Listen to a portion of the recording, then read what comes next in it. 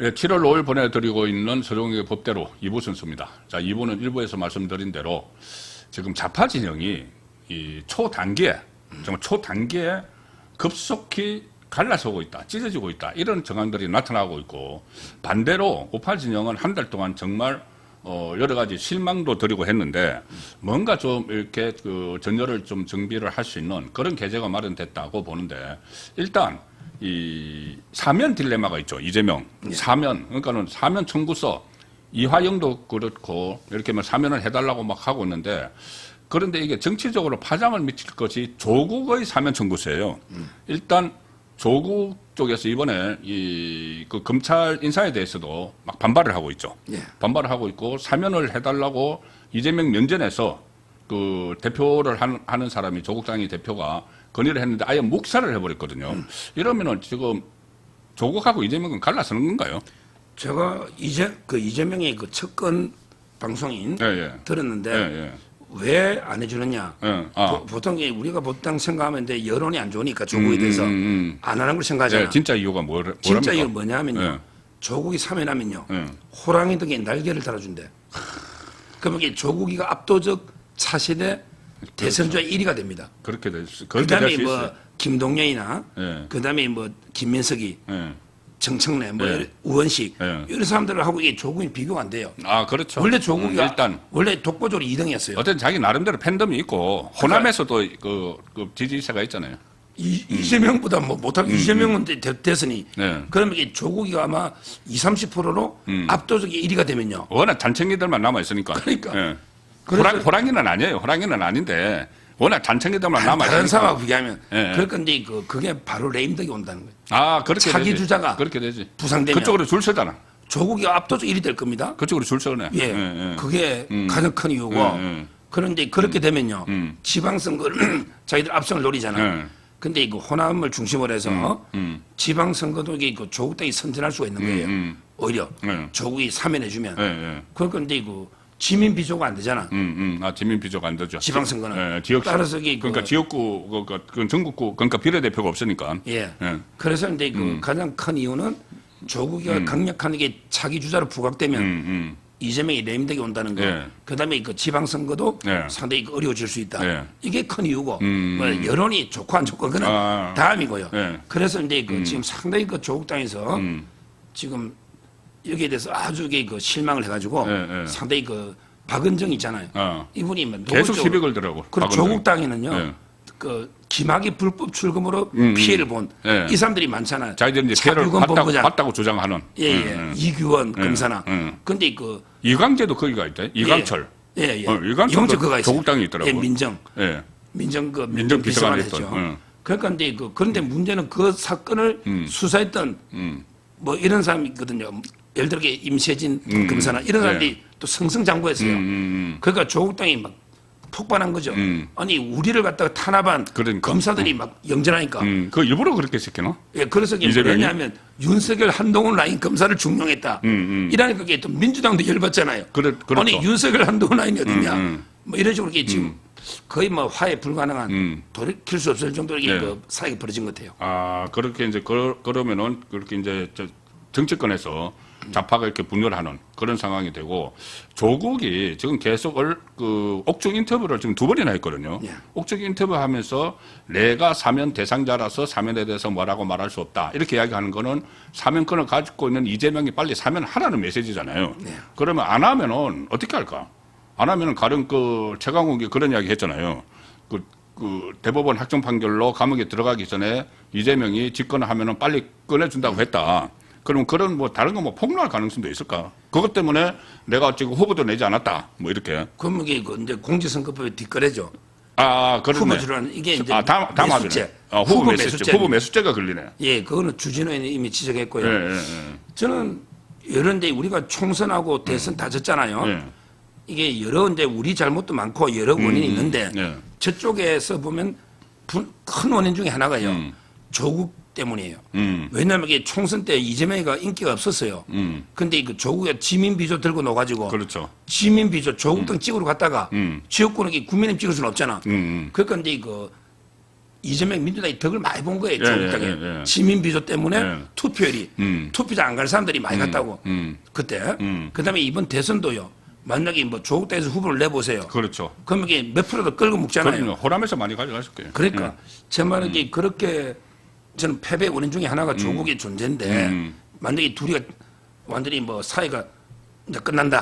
이러면 이게 그 우리한테는 대호재가 되고요. 오히려 여러 군데 지방선거 때 후보를 조국당이 다 내면요. 다 내면 이게 그 우리가 상당히 그 유리한 구도가 된다. 이래 봅니다. 예. 그리고 또 조금 전에 일부에서 잠깐 말씀하셨지만 이제 전체 이제 그 좌파가 막 분열을 하고 있는데 일부 끝머리에 말씀을 하셨지만은 민노총도 지금 청구서를 내밀고 있죠. 그때 그러니까 해계공시는 윤석열 정부에서 얻어낸 성과적이었잖아요. 근데 그것을 빨리 또 없애달라고 하고 있는데 좀 민노총도 갈라서고 있는 거죠. 그러니까는 지금 이제 청구서를 내밀면서 서로가 섭섭한 게 민노총이 요구하는 게 세 가지예요. 예, 예. 노란봉투법을 빨리 해라. 맞아. 야당 때는 빨리 하더니 여당 되니까 속도 조절하느냐. 요 문제. 네. 그다음에 두 번째가 이제 윤 대통령이 노동개혁하면서 그 노조 회계 투명성 이걸 이게 원래대로 돌려놔라. 이 문제.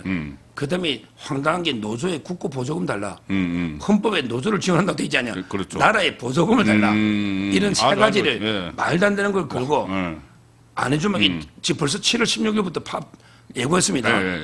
근데 문제는요. 또 이게 그 민주당도 이게 아주 분노하고 있어요. 왜냐하면 이게 그 민노총 위원장을 민노총에 장관을 시켰잖아. 그렇죠. 김명훈. 그렇죠. 장관까지 시켰지. 아니 장관까지 우리가 시켜주는데 총파업을 하냐? 지금 이게 민주당도 엄청나게 격앙돼 있어요. 민주당 정부구나. 민주당 정부에서 아니 민노총 위원장이 장관 시켰는데 총파업을 들어가니까. 그래서 이게 그 원래 민노총은요. 상종하기 어려운 조직이거든요. 아마 이게 이재명도 골머리 앓을 겁니다. 그 청구서가. 그렇죠. 무리한 요구를 하니까. 진짜 무리하지. 또 이게 따라주면 여론이 확 떨어지잖아요. 아주 이게 딜레마에 처해 있는 거예요. 그리고 이제 민노총은 자기들 요구가 받아들여지지 않으면 행동으로 또 막 나서기 때문에. 그럼요. 그리고 조금 전에 이제 그 사면 청구서, 조국당의 사면 청구서, 이 민노총의 이 말도 안 되는 청구서, 그리고 진보당. 사실상 진보당하고 그것도 후보 단일화 한다고 했잖아요.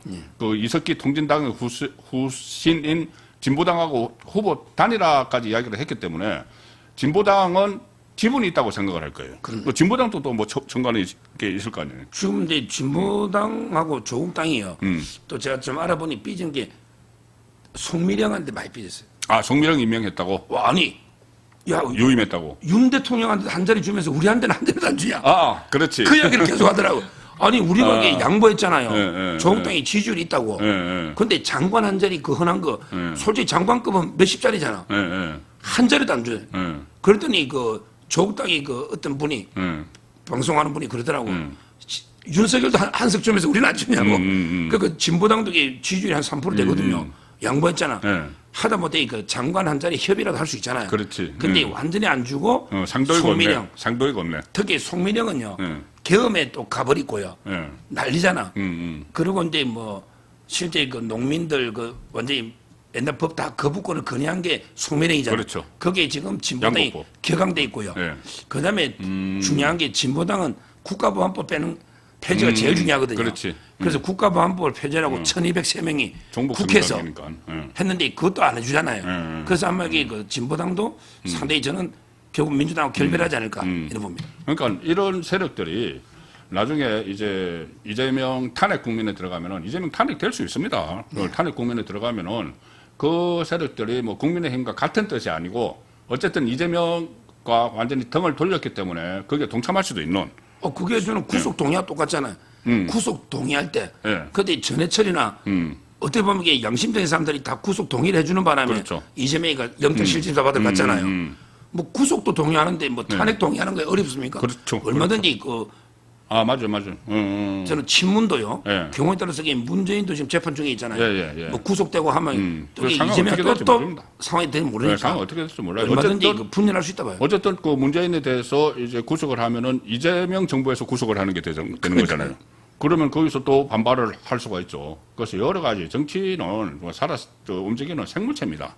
생물이라서 어떤 상황이 벌어질지 모르는데 어쨌든 지금 좌파가 좀 한 달 만에 초단기에 이 대분열을 일으키고 있는데 자 조금 전에 말씀드린 뭐 그런 부분들은 밖에서 이제 그 민주당하고 바커, 조국당하고 분열, 진보당하고 분열, 민노총하고 분열인데 민주당 안에서 정청래파와 이 박찬대파가 싸우는데 정청래를 김어준이 민다. 그렇습니다. 박찬대는 이재명이 민다. 그러면 이재명하고 김어준이 싸우는 게 되는 거잖아요. 지금 현재 그 구도가 이번에 김어준이가 그 탁현매 행사하는데 맞아요. 문재인이가 와가지고 야 형님 형 동생 그러니까 맺었잖아. 그렇죠. 형님 하니까 예. 결국 이제 문재인, 김어준, 정청래 요게 그 한 라인이고 그다음에 이재명, 박찬대잖아요. 근데 여론조사 지금까지 7개 나왔어요. 근데 7전 7승입니다. 정청래가 박찬대를 이기는 거죠. 예, 7개를. 예. 7전 7승. 그래서 지금 이게 그 민주당 이야기 들어보면 바로 이게 그 이재명과 박찬대의 승부수가 나온대요. 옛날에 그 이재명이가 처음에 그 최고위원 선거할 때 원래 정봉주가 1등 달리잖아. 그렇지. 그런데 갑자기 김민석이를 방송해주고 막 차에 태워가지고 막 했죠. 그리고 김민석이를 1등 만들었잖아. 그렇지. 이런 식으로 이게 그 이재명이가 또 그런 방법. 뭐 아니면 본인이 나서면 이게 탄핵 사회입니다. 그렇지. 완전 탄핵 사회지. 그러니까 자기 제 생각에는 정치사회가 움직인다는 말이 있어요. 정치사회가 지금도 이 정무실장 움직여가지고 박찬대 쪽으로 노골적으로 그 이재명이가 개입할 가능성이 하나. 그다음에 그 박찬대가 지금까지는 네거티브를 안 했어요. 근데 이제 뭐 박찬대 측에서도 이제 그 과일되면 네거티브가 노는 게 그 정청래가 옛날에 이재명을 씹은 게 그렇게 많대. 7년 전부터 이재명 안 된다고. 그렇죠. 근데 그걸 다 폭로전으로 가면 이재명은 보기도 싫다 뭐 그런 이야기까지 했잖아요. 했죠.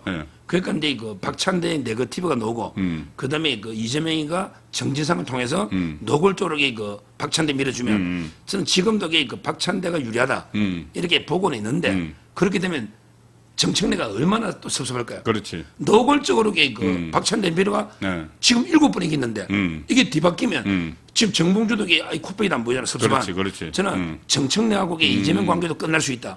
또 정청래가 소인배잖아. 잘 삐지거든요. 아마 이게 그 박찬대가 이기고 노골적으로 이재명 밀었다. 그러면 이쪽하고도 좀 틀어진다. 김어준, 정청래하고도 틀어진다 봐요. 그렇게 되면은 그 이제 정청래가 이기던 박찬대가 이기던 이게 둘이 갈라서 완전히 등을 돌릴 가능성이 높아지는 것이 그렇습니다. 만약에 정청래가 지금 7전 7승인데 여론조사에서 막판에 이재명이 작동을 해가지고 어떤 식으로든 해서 뒤집어 버린다. 그러면은 정청래가 멀어지는 거죠. 그렇죠. 이재명하고 완전히 멀어지는데 정청래가 멀어지는 건 별거 아니에요. 그 이재명 입장에서 김어준이 등을 돌려버리잖아요. 그렇죠. 문재인도 있고 문재인도 형님 하니까. 예. 김어준하고 문재인이 등을 돌려버리잖아. 특히 김어준이 등을 돌리면은 이거 만만치 않죠. 김어준 그 정치 무당. 그런데 문제는 또 정청래가 이기면 더 큰 게 벌써 레임덕이잖아. 그러니까 정청래가 이기면 바로 노골적으로 밀었는데 거지. 박찬대를. 그런데 그게 져버리면 그러면 이게 벌써 이재명이 뭐 되느냐고. 참 이게 그 난가 이게도 문제고 저도 문제예요. 그렇네. 이게 정청래 리스크가 생겼네. 큽니다. 그게. 그러니까 이제 조기 레임덕이 올까봐 조국을 아예 이렇게 이 사면도 안 지켜주고 이런 상황인데 정청래가 이겨버리면은 레임덕이 오고 그리고 정청래가 이기면은 김어준이 또 득세를 하잖아요. 그렇죠. 김어준이 득세를 하면은 문재인이 또 기고가 만장을 할 거고 그렇게 되면은 상당히 어려워지는데 그렇다고 무리해서 박찬대를 그 당 대표로 만들면은 정청래, 김어준, 문재인이 돌았을 거고.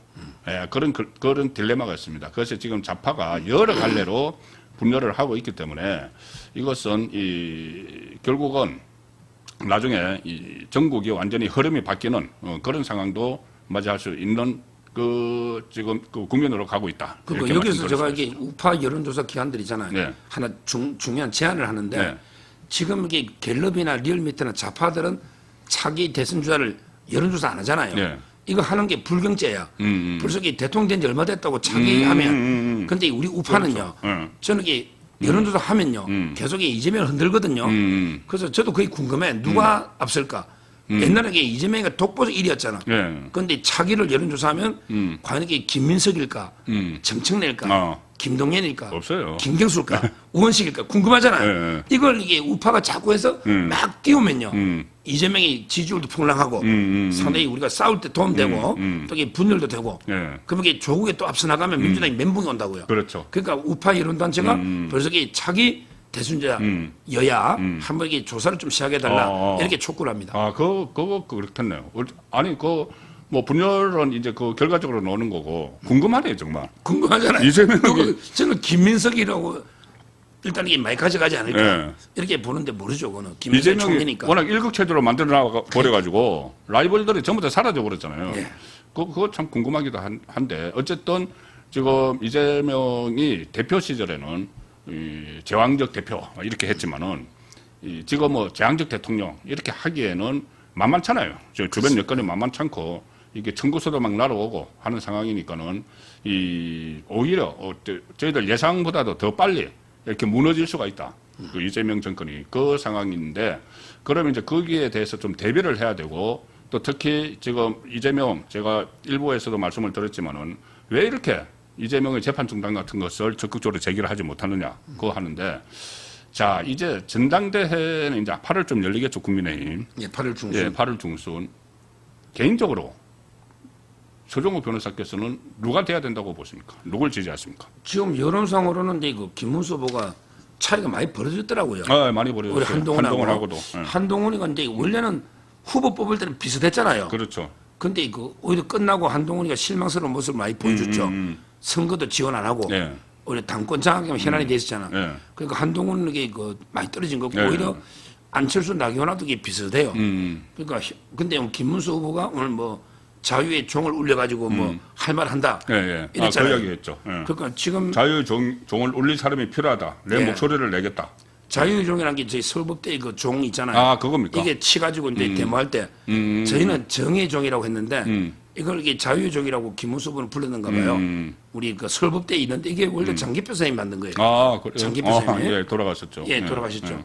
그래서 저는 뭐 지금 현재 단기적으로 안정을 좀 시키려면 김문수 후보가 무난하죠. 41% 얻은 것도 있고 안정을 한다면 안정시키고 투쟁하는데도 지금 어제 그런 이야기 또 했잖아요. 그 6만 명의 그 감옥에 있는 사람들이 받아들이겠느냐. 이재명 혼자 이거 빠진 거. 그래서 투쟁하는데도 김문수 후보가 좀 책임자가 아닌가 싶은데. 다만 변화는 완전히 뭐 셋이 물갈이 하면 장동혁 의원도 지금 출마 의지가 강하더라고요. 그분도 주류 쪽에 많이 점수를 얻었어요.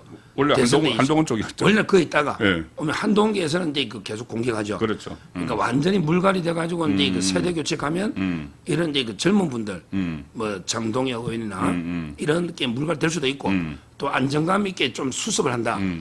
그렇게 이재명과 초기에 투쟁할 때는 김문수 후보 뭐 이런 분이 저는 무난하지 않을까 봅니다.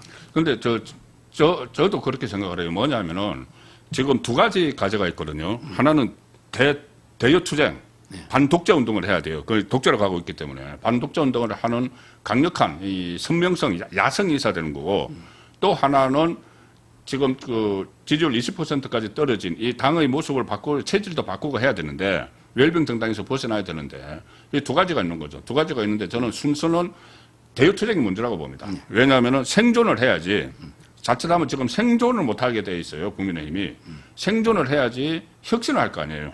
그래서 저는 생존하는 데는 김문수가 가장 낫지 않느냐 그렇게 생각이 되고 그다음에 이제 혁신을 하는 데는 뭐 장동혁 의원이든 좀 세대 교체를 좀 해서 할 필요는 있습니다. 그런데 나경원 의원은 어떻습니까? 나경원 의원 본인은 이제 고민을 많이 하는 거고 본인은 이제 또 여러 가지 선택지가 있잖아. 뭐 서울시장도 있을 수 있는 거고.